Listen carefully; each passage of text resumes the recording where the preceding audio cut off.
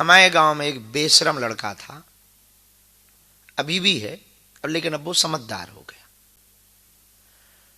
तो बेशरम जानते हो? ढीठ, ढीठ जानते हो? महामूर्ख, मूर्ख नहीं, महामूर्ख। तो उसके पिताजी भी उससे चूंकि कम नहीं थे, तो वो कोई भी गलती करता था तो पिटता था, और भयंकर। अच्छा, उसकी हमारे पड़ोस में ही रहते थे, हम नाम नहीं बताएंगे, तो पड़ोस में ही रहते थे, खूब पिटता था वो, इतना पिटता था कि पूछो तो। हर 2-3 दिन में आवाजें आती थी, और कई बार आवाज क्या, दरवाजे पे ही प्रोग्राम शुरू हो जाता था, तो लाइव टेलीकास्ट देखने का मौका हमको मिलता था। और हम लोग तो अब बच्चे तो बच्चे ही होते हैं, तो लाइव टेलीकास्ट देखने का एक अलग मजा है। अपनी चबूतरिया पे बैठकर, और कितनों फिर गहरी बात चल रही हो वो बंद हो जाती थी, टेलीकास्ट देखते थे कि प्रोग्राम देखो चालू हो गया है। और ये पक्का था कि हर 1-2 दिन में वो प्रोग्राम चालू रहता था, एक आध दिन अंदर चलता था, पर एक आध बार किस्मती से। और हम जो हमारे मोहल्ले के छोटे छोटे बच्चे थे वो इसी फिराक में रहते थे कि आजकल प्रोग्राम कम आ रहा है, तो थोड़ा मोड़ा उसमें यदि उकसाना हो तो वो प्रोग्राम चालू करवाने की व्यवस्था हम लोग करवाते थे। और इसमें तो माहिर थे ही अपन, तो कोई ऐसा काम उससे करवा दिया कि प्रोग्राम, और उसके पिताजी खेत से आते थे और लाइव प्रोग्राम शुरू होता। लेकिन कुछ दिनों बाद हमने एक बदलाव देखा, वो उस वक्त तो समझ नहीं आया पर अब समझ आया। उन दिनों में एक उसके अंदर बदलाव हमने देखा कि जब कई दिनों तक लाइव प्रोग्राम उसकी पिटाई का चला, तो वो इतना ढीठ हो गया था कि 8-10 जूता खाने के बाद वो खुद पीट करके कहता था, ले मार, ले मार, और मार, और मार, और मार। तो हम लोगों को लगता था कि बताओ कितना नालायक। और फिर पिताजी और गुस्सा में उसके पीटते थे। ऐसे ही जीवन में मन की वृत्ति है। कई बार दुख जब बहुत होते हैं तब फिर आदमी और दुख लेने के लिए तैयार रहता है कि अब इतने हैं ही हैं, एक आध और आ जाए। ये ढीठपना है। लेकिन इसके ऊपर की भी एक श्रेणी है। न सुख का अनुभव होगा आपको, न दुख का अनुभव होगा। कल हम जिन बहन जी को रात्रि के एकांतिक वार्तालाप में मिले, उनका एक शब्द हमको बहुत प्रिय लगा। हम उनका परिचय नहीं देंगे ताकि किसी भी प्रकार से उनको असुविधा ना हो। एक बात हमको अति प्रिय लगती है, अक्सर जब भी वो आती हैं, एक बात उनकी बहुत अद्भुत है। पूछो ठीक हो, मस्ती में है। अब वो सच में, अच्छा मजेदार बात सुनना, जिनके बारे में हम ये बता रहे, मस्ती में है किन परिस्थितियों में, घर छोड़ दिया फिर भी वो हंसती, संपत्ति दान कर दी, आश्रम के 2 जोड़ी कपड़ों में जीवन चल रहा, मुस्कुरा रही, और जब भी पूछो क्या कहती, मस्ती में। आत्मज्ञान के रास्ते पर ये एक चीज बड़ी अच्छी प्राप्त होती है कि जब आप इस पथ के पथिक बन जाएंगे, इस पथ के राही बन जाएंगे, इस राह के राही बन जाएंगे, तो एक अभूतपूर्व घटना आपके अंदर होगी कि आपके आसपास घटने वाली दुख सुख की घटना का प्रभाव आपके ऊपर, पूछो क्यों, पूछो, सूर्य उगने के बाद, आ जाने के बाद दीपक का, डिब्बी का, महंगी टॉर्च का कोई प्रभाव संसार पर नहीं पड़ता है। ऐसे ही आत्मज्ञान के सूर्य के प्रकाशित होने के बाद ये छोटे मोटे दियों का कोई प्रभाव मन पर नहीं पड़ता है। इसी का उत्तर पाने के लिए पूरी दुनिया ललायत है कि हमें दुख, भाई आप लोग क्यों परेशान हैं, हम दुखी ना रहें। सब लोग, ज्यादातर लोग, आप 99.9% 0.9 मिलेंगे तो क्या कहेंगे, हम दुखी ना रहें, महाराज ऐसी कृपा करो सब सुखी रहे। हम आपको एक नया रास्ता देना चाह रहे हैं कि ना दुखी रहोगे ना सुखी रहोगे, आनंद में रहोगे और हर परिस्थिति में आनंद। वो है एक छोटी सी बात कह के समझ आएगी। 80 के दशक में अमेरिका में 60 और 70 के दशक में अमेरिका में एक सन्यासी गए जो योगानंद जी से प्रेरित थे। उन दिनों अमेरिका में भगवा रंग के कपड़ों पे बहुत से लोग कमेंट करते थे, उतना ज्यादा गंभीरता से नहीं लेते थे। अब तो पूरी दुनिया के लोग साधुशाही वेशभूषा को थोड़ा गंभीरता से लेने लगा। उन दिनों नहीं लेते थे, क्योंकि भारत को 60-70 के दशक में सपेरों का, जादूगरों का देश माना जाता था। तो 60-70 के दशक में एक महात्मा विचरण के हिसाब से अमेरिका गए। अब महात्मा तो महात्मा, भारत के महात्मा थोड़ा फक्कड़ भी थे, अक्खड़ भी थे। कोई लफड़ा कर दिए, मतलब गलत वाला नहीं, ऐसे कोई दुकान वाला उन्होंने लिया, उन्होंने खाने को दिया, उन्होंने ऐसे सड़क पे केला का छिलका फेंक दिया। अमेरिका तब स्वच्छता की प्रगति कर रहा था। पकड़े गए सो तो ठीक है, किसी ने टोक दिया, जिसने टोक दिया तो उसकी जेब में डाल दिया उन्होंने दूसरा केला का छिलका। उल्टे तो थे ही। अब फिर क्या, अब महात्मा की पिटाई सुटाई शुरू हुई। अब वो अकेला नहीं, अंग्रेज ने अंग्रेजी में बोल के 2-4-6 अंग्रेज और बुलाए। अब वो बुलाए इसलिए कि वो पीटे और वो हंसे। महात्मा हंसे और वो पीटे, तो उसने 2-4 अंग्रेज और बुलाए, तो खूब पिटने लगे। तो ये हंसने लगे फुटबॉल की तरह, इधर जावे तो हंसे, उधर से दे पटा तो थोड़ा ऐसा भी करे और फिर हंसे। तो एक भारतीय व्यक्ति वहां से निकल रहा था, तो उसने देखा बड़ी अजीब घटना है, तो उसने अंग्रेजी में बोल बाल के उन अंग्रेजों को शांत किया और हाथ पकड़ा और महात्मा को ले आए। तो धीरे से पूछा कि महाराज और तो सब ठीक है, आप पिट रहे थे।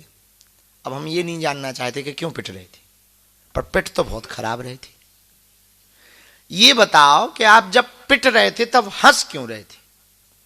तब उन्होंने जो उत्तर दिया वो आपके काम का है। बोले बेटा, अपने राम पिट रहे थे तो अपने राम हंस रहे थे।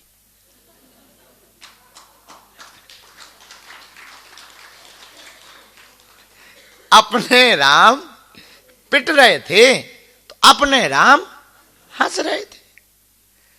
पिट ये रहे थे, हम थोड़ी पिट रहे थे।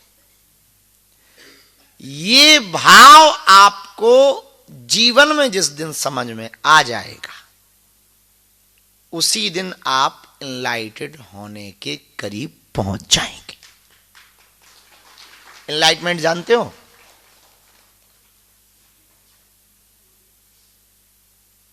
एनलाइटमेंट क्या होता है? आत्मज्ञान होने के करीब पहुंच जाओगे तो उसी दिन घटना घट जाएगी और आप फिर आप ही हो जाओगे। रहोगे संसार में, पर संसार की नहीं रहोगे। दिखाई पड़ोगे संसार में, और कोई बाहर से देखेगा तो लगेगा अपने ही जैसा है। क्या अंतर? जैसे अस्पताल में मरीज और डॉक्टर दोनों जाते हैं। मरीज तो बीमार है तो उसका अस्पताल में जाना ठीक है, पर डॉक्टर तो बीमार नहीं है, वो क्यों अस्पताल जाता है? उससे पूछा जाए क्यों जाते हो, तुम तो ठीक हो। तो मरीज भी जाता पर डॉक्टर भी जाता। डॉक्टर इसलिए जाता कि हम मरीजों को ठीक करें। इस संसार में गुरु और चेला दोनों जन्म लेते, पर चेला जन्म ले वो तो ठीक है कि भाई चेला क्यों जन्म लेते, बोले आत्मकल्याण के लिए। पर भैया गुरु तुम क्यों जन्म लेते बार बार? अरे बोले उनका कल्याण करने के लिए।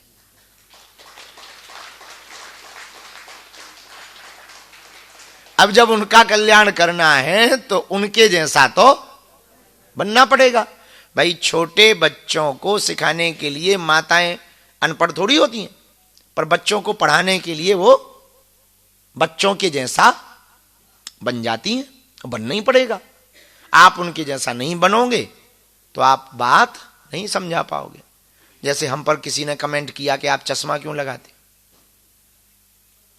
क्या आवश्यकता है, नॉर्थ फेस की जैकेट क्यों पहनी? ठठरी तो अपन ने बारी, पर अब उन्हें कौन ये बात समझाए कि यदि हम चश्मा नहीं लगाएंगे तो चश्मा पहनने वालों को समझा कैसे पाएंगे?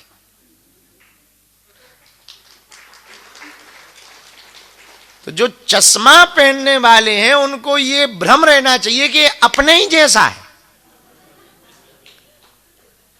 तब तो वो अपने पास आएंगे, तभी तो वो अपने पास आएंगे कि भाई ये अपने जैसा है, थोड़ा चेक करो। और फिर आ गए तो फिर पक्का है कि जाएंगे कहां? ये तो इसके लिए तो अपन ने जाल फैलाया ही। आपको जाल फैलाया ही क्यों? यदि हम सीधा सा कह देते कि हमको आपको साधक बनाना है तो आप नहीं आते। अपन ने एक ठिया नया जाल फैलाया कि हम आपको ऊर्जा संचय करवाएंगे, आपका ब्रेन डिटॉक्स करवाएंगे, आप आओ। आपको लगा कि ये तो मजेदार चीज है, तो आ गए। अब आ गए, अब यहां से हम आपको तराश कर भेजना चाह रहे कि आप एक ऐसे साधक बने जो संसार में तो रहें पर संसार के ना रहें।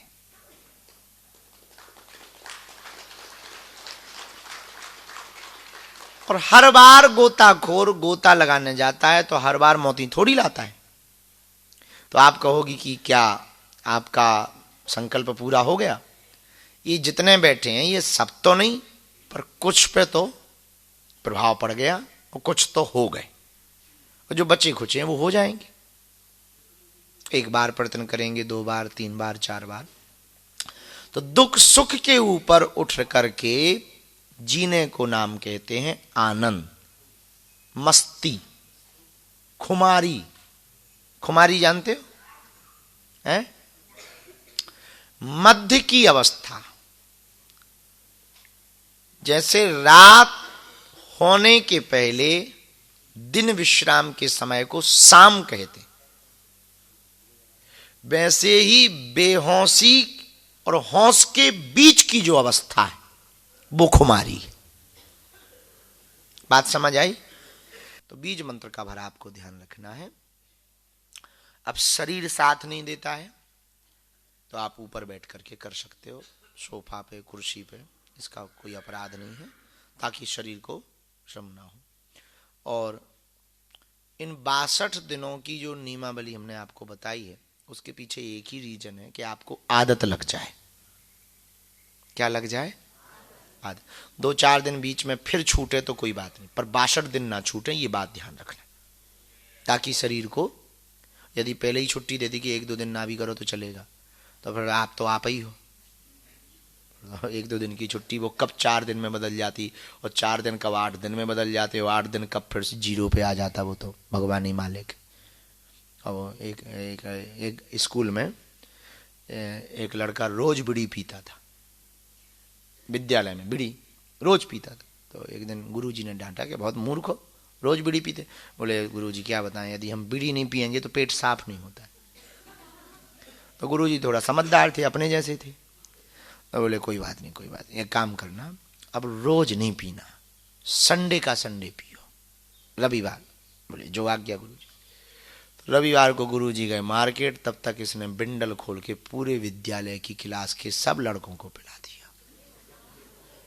बोले गुरुजी ने किया, कहा है कि संडे को बीड़ी पीना चाहिए, शायद कोई ना कोई लाभ होता है, संडे को बीड़ी सबको पीना चाहिए। जब गुरुजी आए तो होम जैसा धुआं निकले। तो गुरुजी ने कहा कोई हवन नहीं, कोई भोजन नहीं बन रहा, ये कमरे से लगातार धुआं कैसा, जाके चेक करें। जब चेक करें तो कोई बिस्तर पे, कोई नाक से धुआं निकाल रहा, कोई कान से निकाल रहा, कोई ऊपर की तरफ, और कोई ऐसे पकड़े तो कोई प्रोफेशनल तरीके से पकड़े, सबके पकड़ने के लग रहा हो, कोई ऐसे ही पकड़े।